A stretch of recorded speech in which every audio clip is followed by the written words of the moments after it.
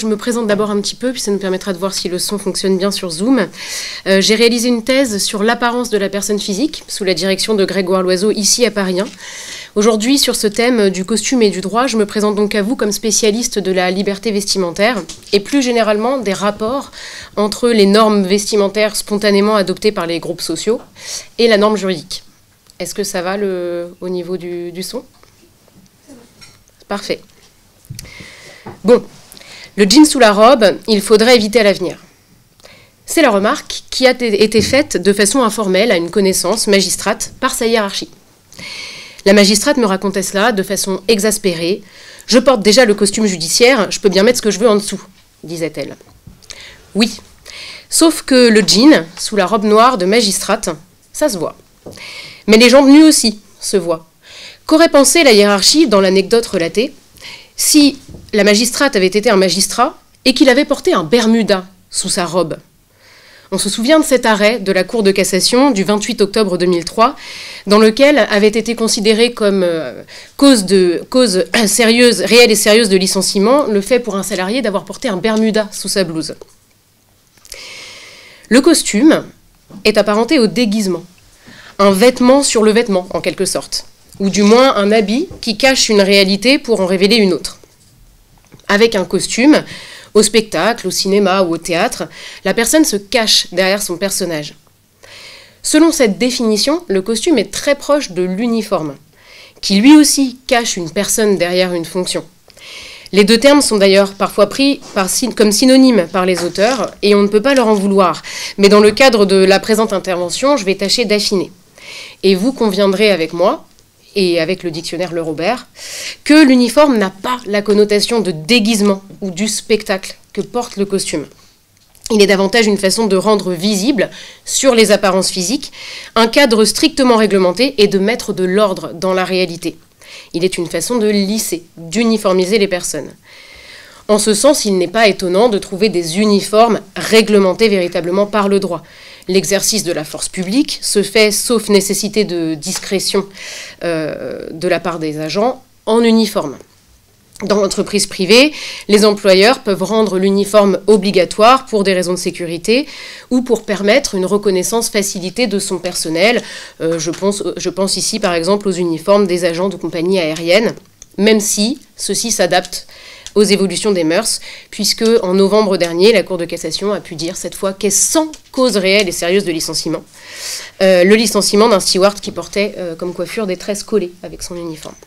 Bref, l'uniforme évoque l'ordre, et entre l'ordre et le droit, il n'y a qu'un pas.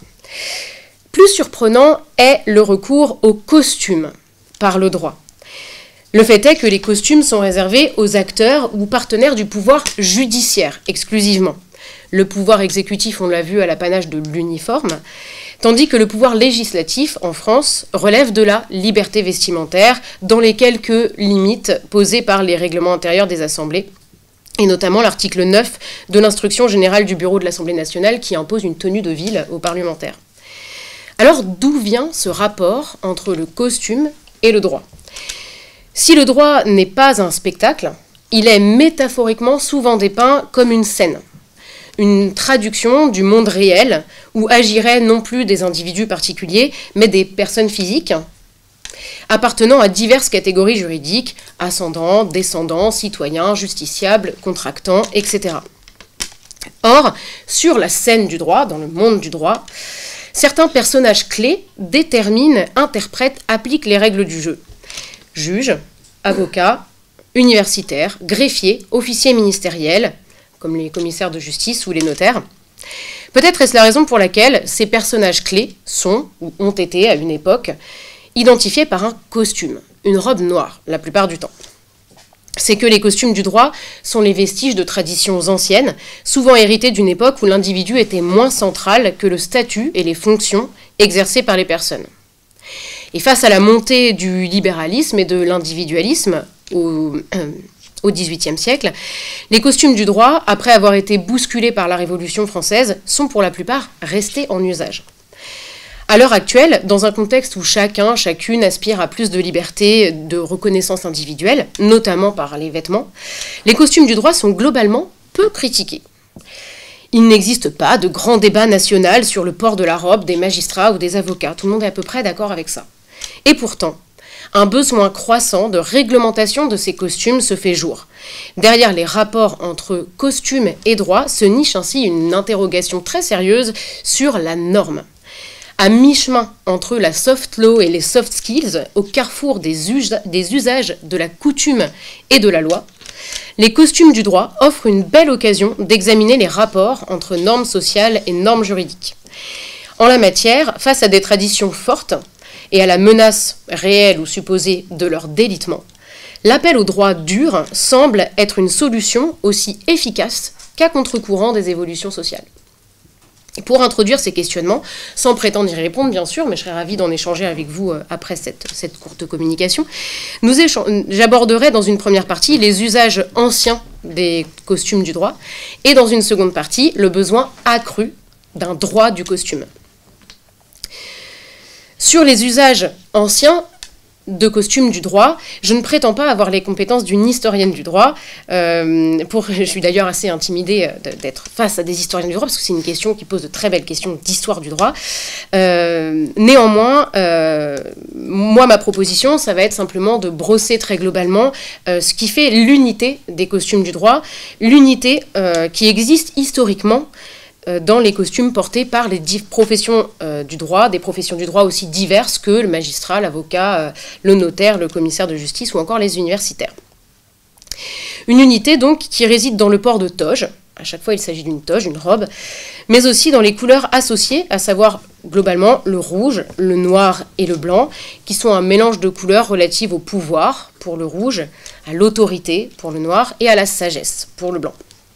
Une unité qui réside encore dans les valeurs véhiculées par le port d'un costume du droit. Valeurs d'égalité, les professionnels sont à égalité lorsqu'ils sont vêtus de la même manière. Valeurs symboliques de distinction, le fait de différencier la personne costumée de celle qui ne l'est pas rappelle de façon visible à chacun et chacune qui a le pouvoir de décider. On fait ici le croisement avec les jeux de couleurs. Une unité qui réside enfin dans la place très importante des usages spontanés en la matière.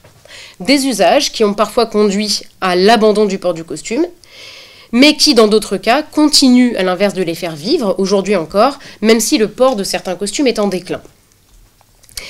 Des usages qui conduisent parfois à l'effacement du port du costume, donc, pour commencer. C'est le cas avec les officiers ministériels, que sont les notaires ou les commissaires de justice. Ils ont une histoire professionnelle qui n'est pas sans lien avec la robe, mais l'usage s'est néanmoins perdu dans les deux professions. S'agissant des notaires, ceux-ci portaient lorsqu'ils officiaient une toge noire.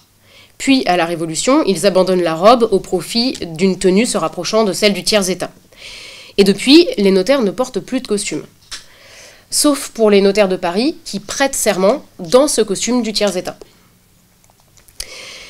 Les commissaires de justice, quant à eux, ou du moins les personnes qui ne se sont pas toujours appelées comme ça, encore récemment ils s'appelaient les huissiers, mais qui ont eu à travers l'histoire pour fonction de faire exécuter les décisions de justice, ont eu pendant très longtemps l'obligation de porter un costume, qui a varié assez grandement selon les époques, jusqu'au XVIe siècle environ, où la dite obligation a été levée.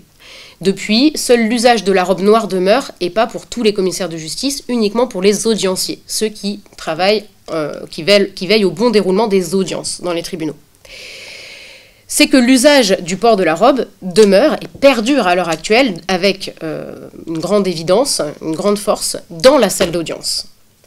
La salle d'audience, c'est un lieu par excellence où on porte le costume judiciaire. Les représentations des fonctions d'avocat, de juge, de greffier, dans une moindre mesure, ne vont pas sans le port de la toge noire. Elle est donc là, aujourd'hui, la scène judiciaire où chacun à sa place joue un rôle dans le costume de sa fonction. Antoine Garapon le décrit parfaitement dans son chapitre sur la robe judiciaire dans l'ouvrage Bien jugé. Il parle au sujet spécifiquement de la robe des magistrats, du, je cite, plus ancien usage civil encore en vigueur. Il y a là une évolution. Au Moyen-Âge, les juges portaient l'habit de leur fonction toute la journée. Ils faisaient corps avec leur fonction, le statut passait avant l'individu. Avant la Révolution française, leur toge était rouge, comme celle du roi, au nom duquel il rendait la justice. Désormais, la robe est noire et participe d'un rituel attaché à un espace géographique, la salle d'audience. Bien sûr, avec les usages, les choses ne sont pas si simples. Ou au contraire, elles le sont, parce qu'elles se font sans discussion, sans qu'on ait besoin d'en parler. Mais lorsqu'on y pense, ça n'est pas si simple. Les magistrats, je l'illustre, ne portent pas la robe si la salle d'audience n'exerce pas une activité juridictionnelle. Donc la robe, on la porte dans la salle d'audience. Si on exerce une activité juridictionnelle, par contre, si c'est pour faire une assemblée générale de la juridiction, non. A l'inverse, les avocats portent leur robe dans le tribunal, et pas uniquement dans la salle d'audience, y compris, par exemple, dans le cabinet d'un juge, exerçant une fonction spécialisée comme le juge d'instruction. Alors, l'avocat porte la robe, mais pas le juge. C'est l'usage. Les magistrats, ainsi, de la même façon, il peut être surprenant pour les profanes, les non-juristes, que seuls les magistrats de l'ordre judiciaire portent la robe. Les magistrats de l'ordre administratif, eux, ne la portent pas. C'est parce que leur fonction émerge assez tardivement dans l'histoire et que son objet était de faire en sorte que les actes du pouvoir exécutif ne soient pas contrôlés par le pouvoir judiciaire, dans un esprit de respect de la stricte séparation des pouvoirs. L'absence de costume pour les magistrats administratifs, c'est le signe et la marque de cette histoire.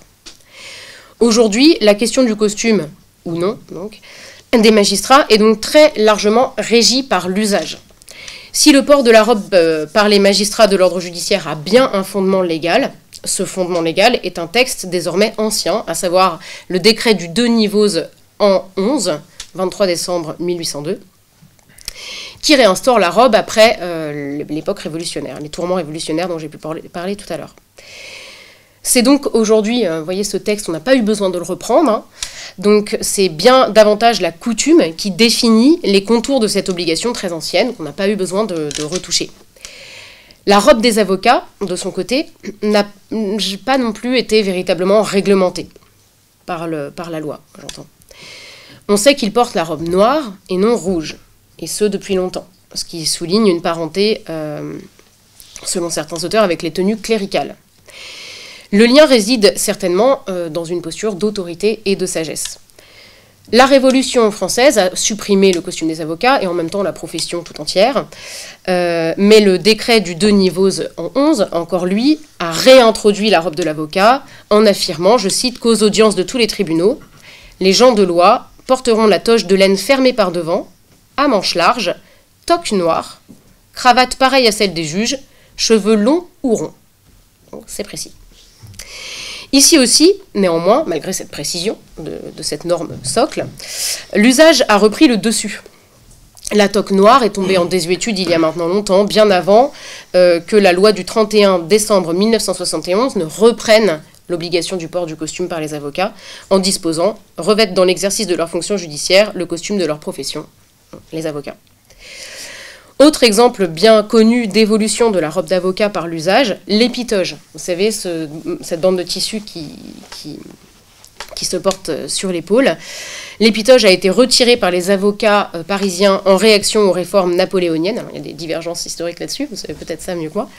Mais a priori retiré par les avocats parisiens en réaction aux réformes napoléoniennes qui leur inspiraient, qui leur témoignaient d'une certaine défiance.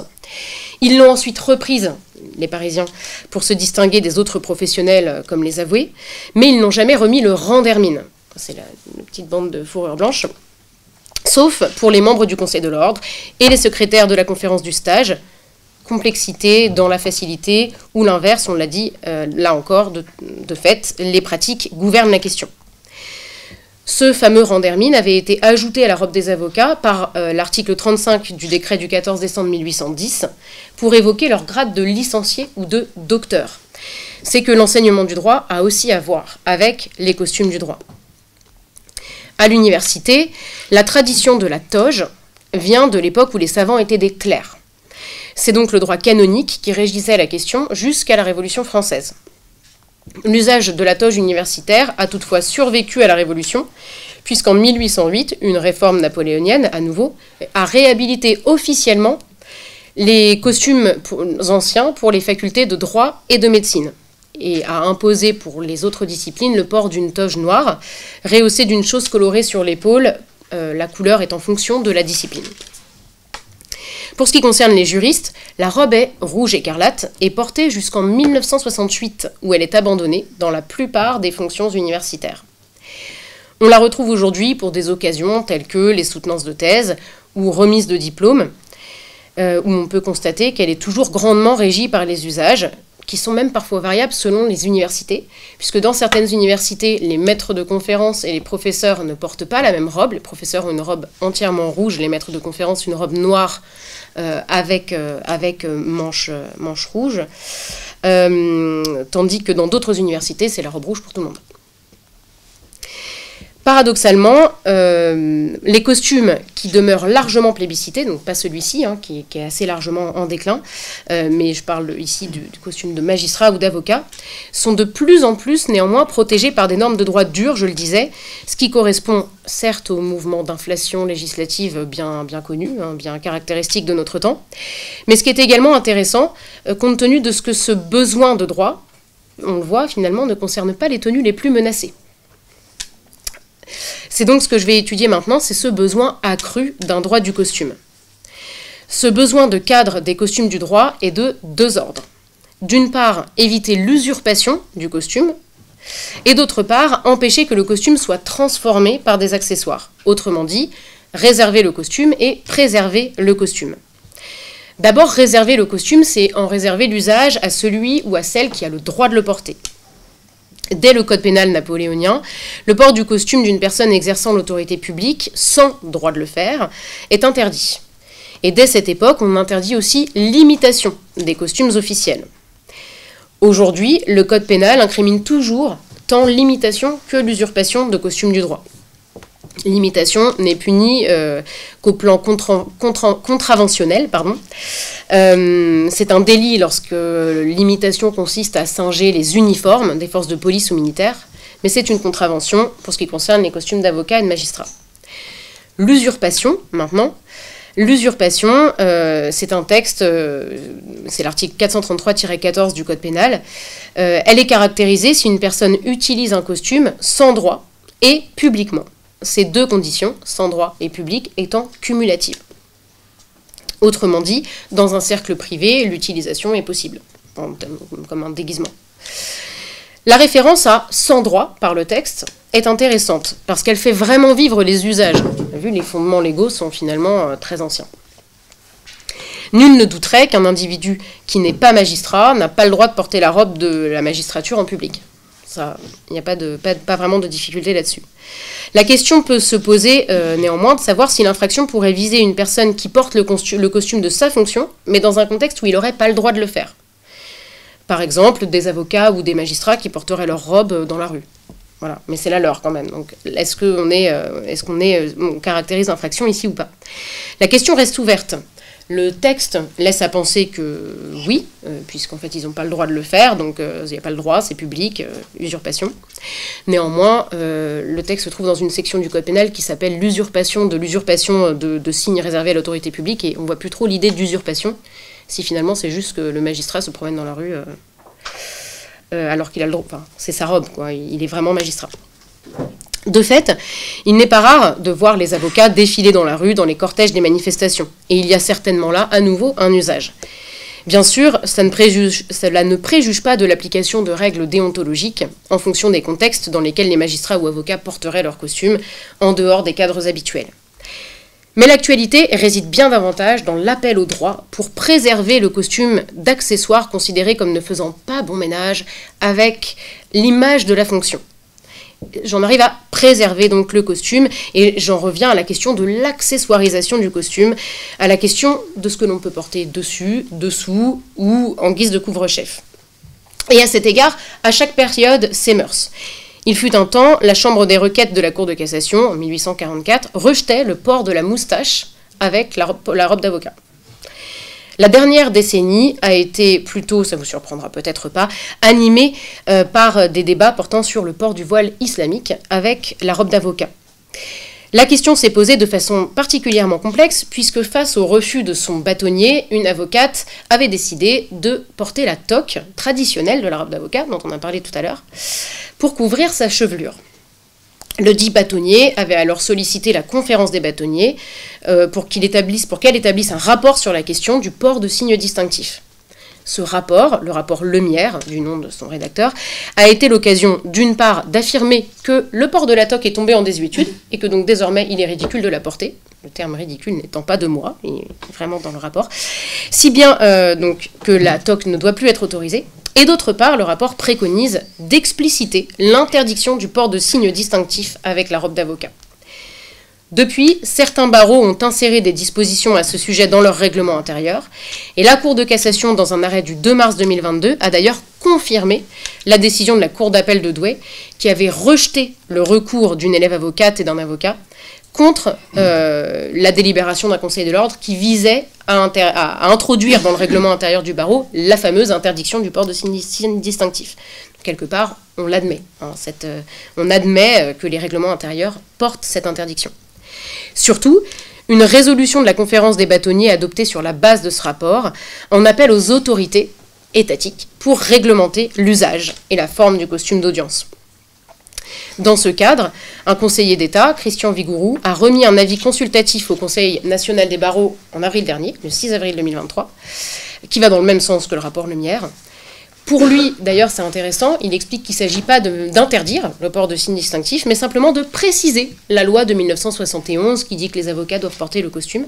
Il dit, je cite, que cette nouvelle loi, finalement, viendrait simplement développer l'esprit de la loi existante. Un authentique besoin donc, de droit dur, de hard law, pour finalement interpréter la loi ancienne, ce qui est assez étonnant. Mais le besoin de faire dire à la loi ce qu'il n'y avait pas besoin de lui faire dire avant, questionne tout de même. Ça témoigne, à tout le moins, d'une fragmentation du consensus antérieur sur l'interprétation à retenir. Et ça pose finalement la question de la place même des costumes du droit aujourd'hui. Une place controversée, s'il en est. En témoigne la demande récurrente du port de la robe par les magistrats administratifs, qui, on l'a vu, ne la portent pas aujourd'hui, mais ils aimeraient bien qu'on réglemente pour qu'ils puissent la porter. De fait, un sondage montre que 67% des 801 répondants, un sondage réalisé auprès des magistrats administratifs par l'Union syndicale des magistrats administratifs, donc 67% seraient favorables au port de la robe pour les magistrats administratifs. L'exemple en 2020, ça date de 2020 ce sondage-là. L'exemple montre néanmoins, et de façon assez paradoxale, que si les costumes ont toujours leur importance dans leur représentation collective, parce que c'est pour des raisons symboliques que les magistrats administratifs souhaiteraient la porter, ils ne constituent pas une nécessité absolue pour permettre d'assurer l'égalité, l'impartialité, l'autorité des magistrats, puisqu'en fait aujourd'hui, les justiciables sont tout à fait, ne contestent pas particulièrement, ou n'ont pas de mal à repérer le magistrat administratif.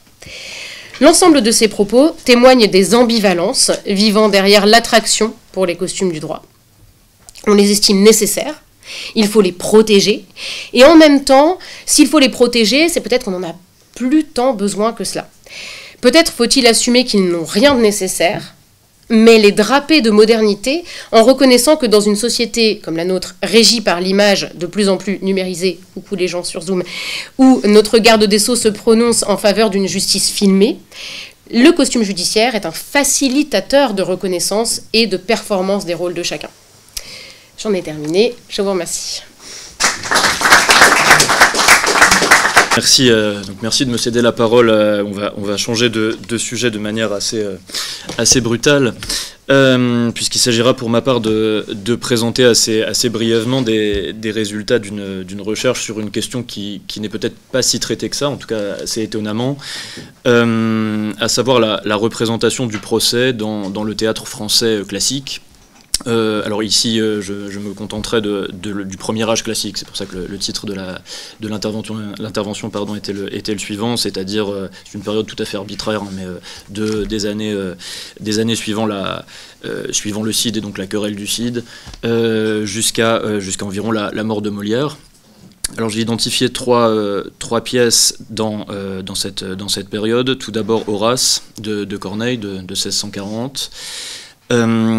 Ensuite, une pièce beaucoup moins connue, le procès des précieuses de Baudot de Saumaise, et de facture d'ailleurs assez faible, ne nous en cachons pas. Et en dernier lieu, évidemment, les plaideurs de Racine de 1668. Alors on voit bien, ce sont 3 pièces tout à fait différentes, qui n'appartiennent pas du tout au même genre littéraire. On a une tragédie, dans la plus pure tradition de la tragédie, une comédie, le procédé précieux de Somez, c'est vraiment une comédie, et les plaideurs, une sorte de comédie qui tendrait vers la farce.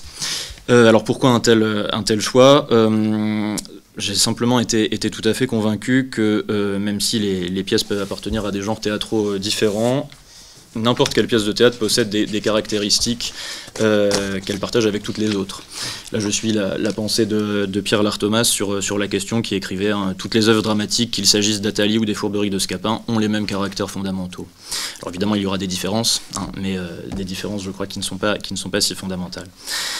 Alors pour entrer dans le vif du sujet, je présenterai mes réflexions sur trois points distincts.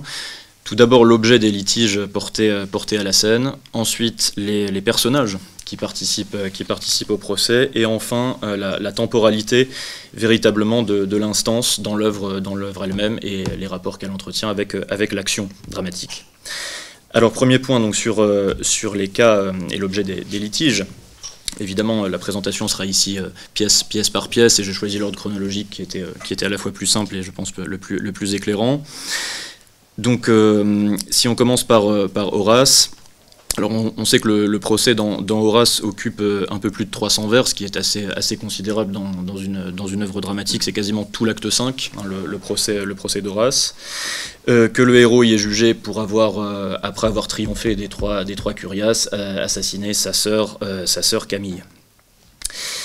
Alors quelques remarques essentielles, évidemment les remarques juridiques sur ce procès, puisqu'il comporte aussi beaucoup d'autres éléments que juridiques. Tout d'abord, il n'a pas lieu du propre mouvement du roi, puisqu'il intervient suite à l'accusation de Valère, qui est l'amant de Camille. Et on voit bien donc ici le procès évoque un véritable arrêt sur requête, tel qu'il pouvait être pratiqué sous l'Ancien Régime, au XVIIe siècle en particulier, et absolument pas la procédure qui, selon Tite-Live, avait été réservée au véritable Horace. Il avait été d'abord condamné par des doumvirs désignés par Tullus Hostilius, et ensuite gracié par le peuple. Ça n'a évidemment donc absolument rien à voir.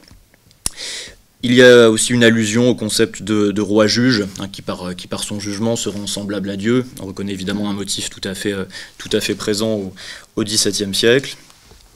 Et enfin, alors là, ça c'est plutôt dans le début du procès, le roi-juge, c'est toujours dans la tirade de Valère.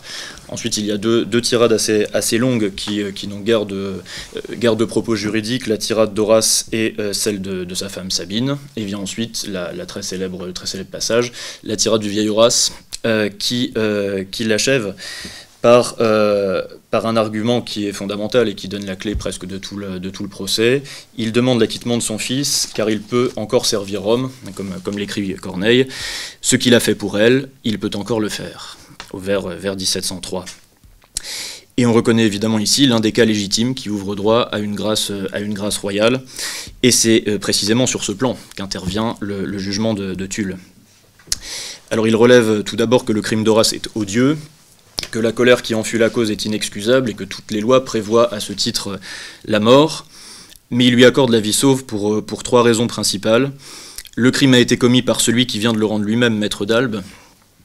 Assez peu de serviteurs, comme l'écrit Corneille, des rois sont capables d'une telle action. Et enfin, argument de poids puisqu'il se trouve à la dernière place, de pareils aussi sont au-dessus des lois. Et donc on voit bien que c'est la grâce royale qui devient, encore une fois, la grande question juridique et dramatique du procès d'Horace. Le roi délie bien qui il entend de la loi, ce qui renvoie bien sûr à l'un des 2 sens pratiques à donner à l'exercice d'un pouvoir absolu, au sens étymologique, puisque le roi est lui-même délié des lois. Il peut bien entendu en délier qui il veut, et donc on est parfaitement dans le XVIIe siècle ici, et pas du tout dans l'époque romaine de la monarchie. Alors les deux autres procès sont assez différents, puisque là on passe au genre comique, pardon.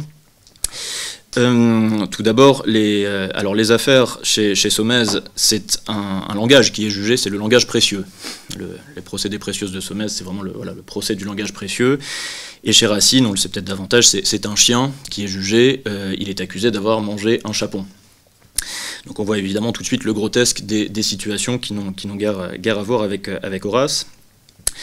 un point aussi tout à fait qui distingue beaucoup les comédies des tragédies, c'est que dans le procès d'Horace, c'est une longue suite de tirades, d'une longueur assez considérable, alors que dans les procès comiques, il y a énormément d'interruptions qui servent à faire rebondir l'action, et donc on voit évidemment qu'on est dans quelque chose de très différent.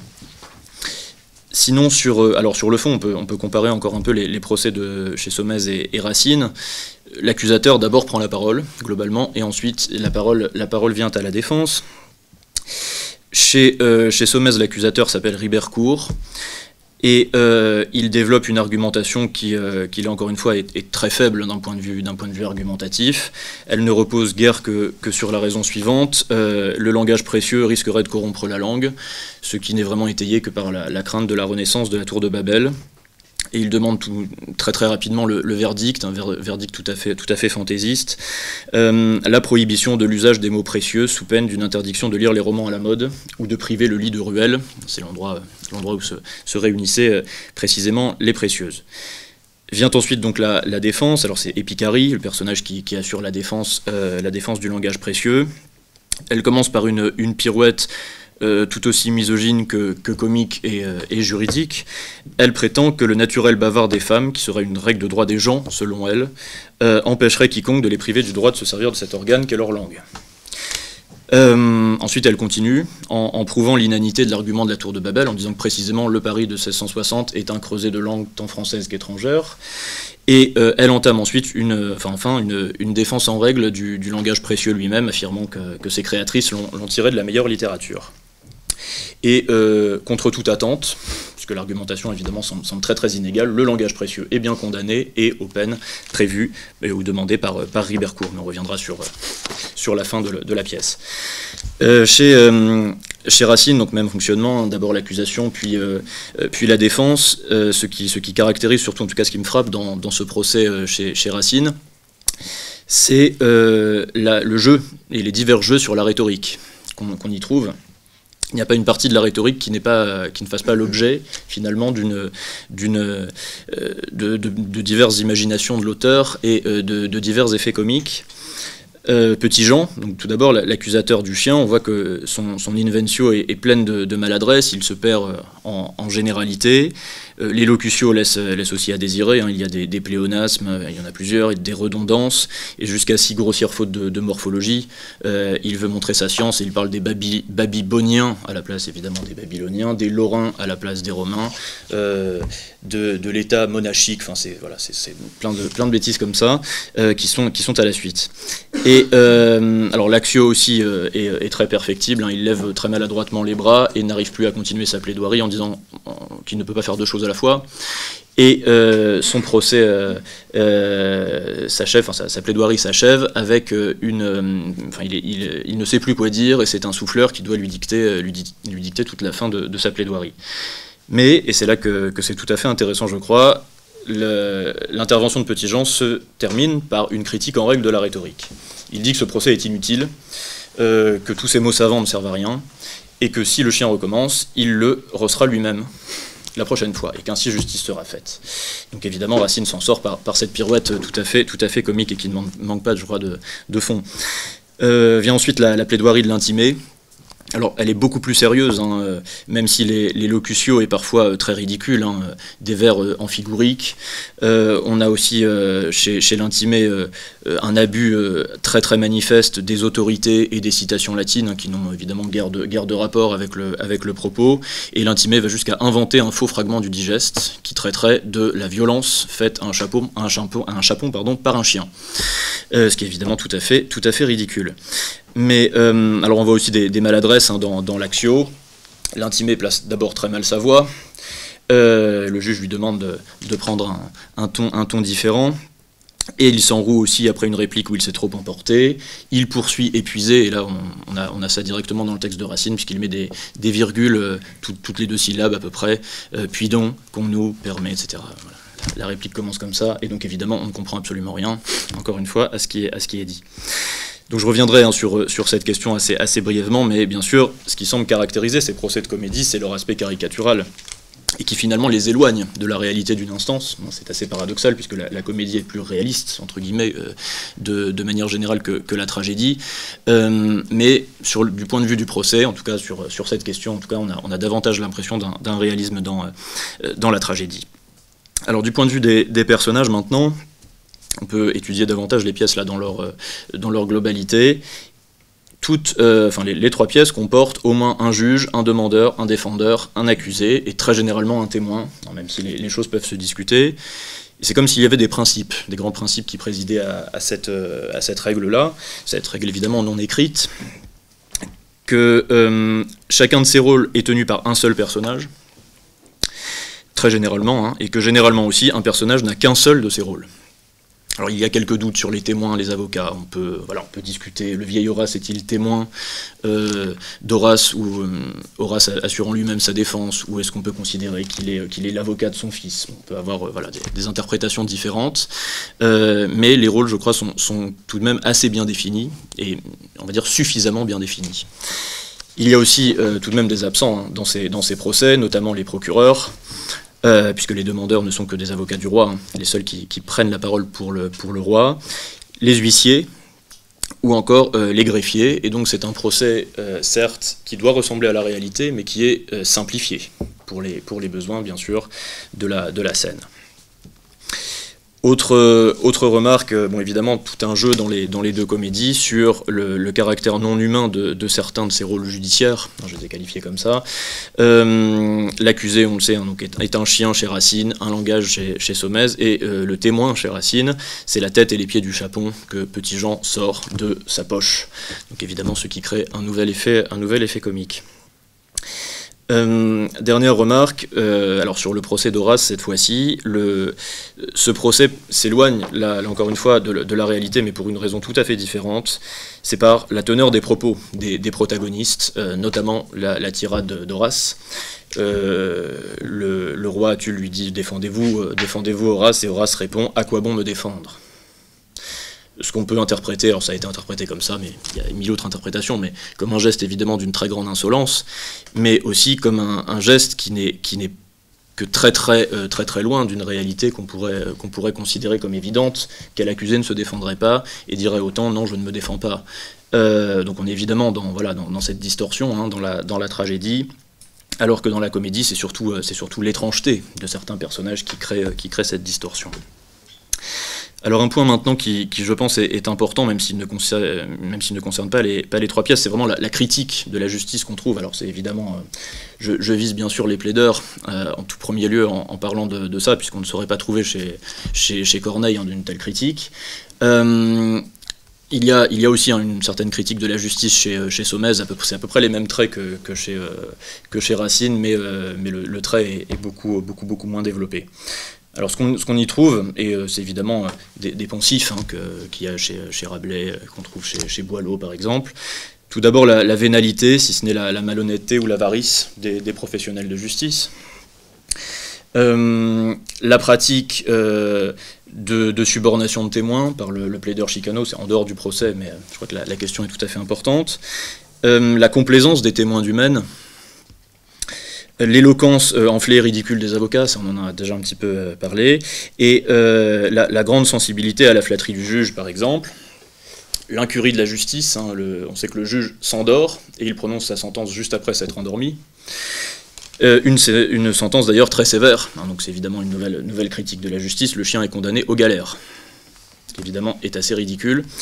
Si ce n'est même la cruauté de la justice, je crois que Racine va assez loin justement dans sa critique, puisque sa belle-fille intervenant ensuite, sa future belle-fille intervenant ensuite au procès, le juge Dandin lui propose d'aller voir une séance de questions, à laquelle évidemment elle est horrifiée, demande à laquelle elle semble tout à fait horrifiée, et le juge lui dit « Bon, cela fait toujours passer 1 heure ou 2 ».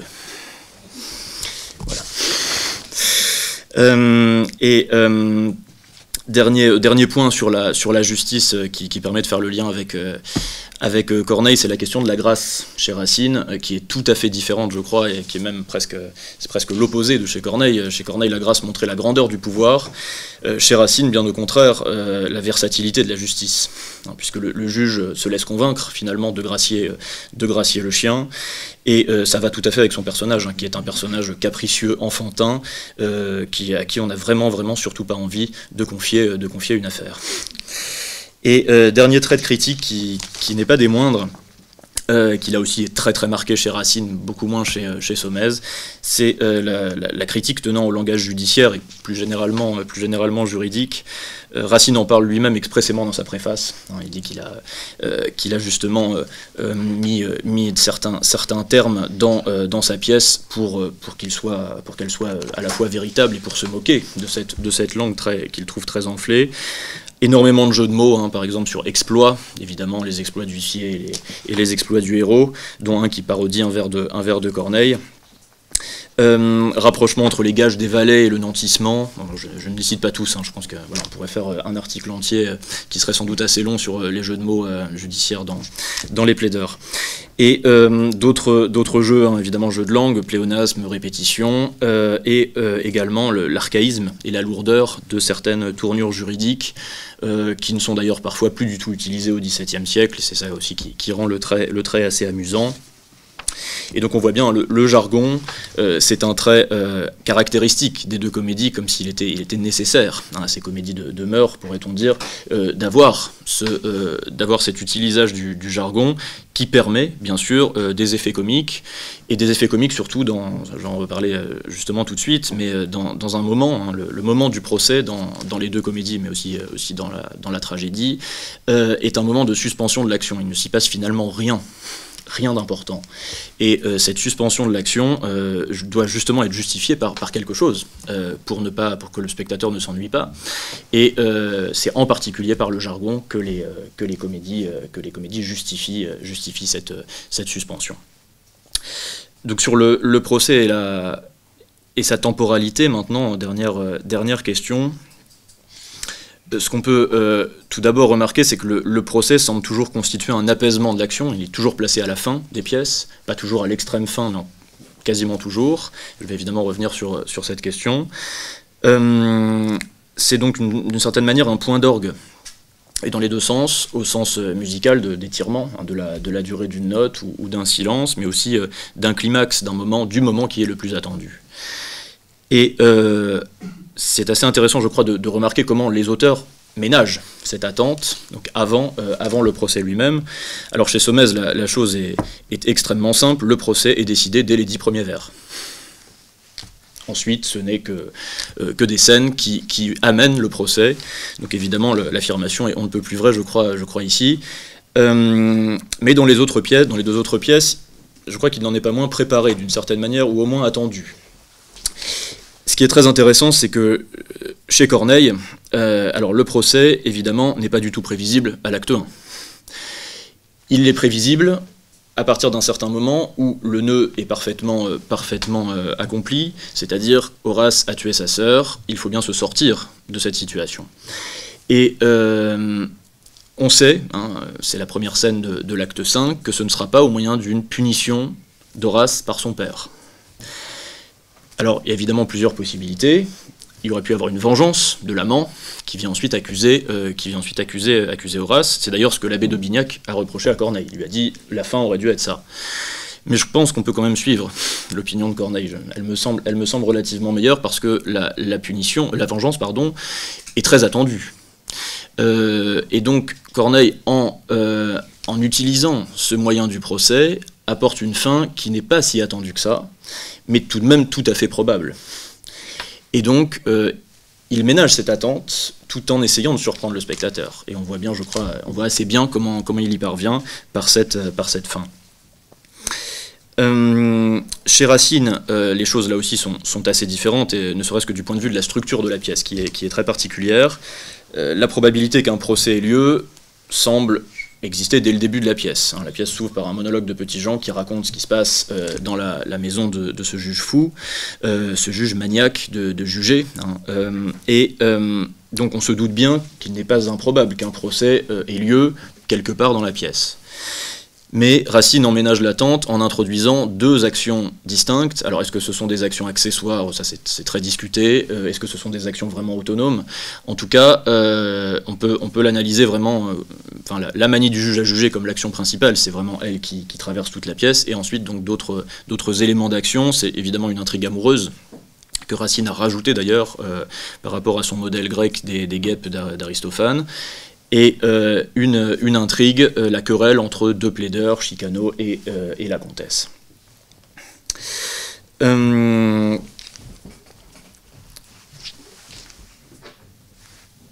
Dernière observation, je reviendrai évidemment sur le dénouement de ces actions, parce que chez Racine, la question est tout à fait essentielle.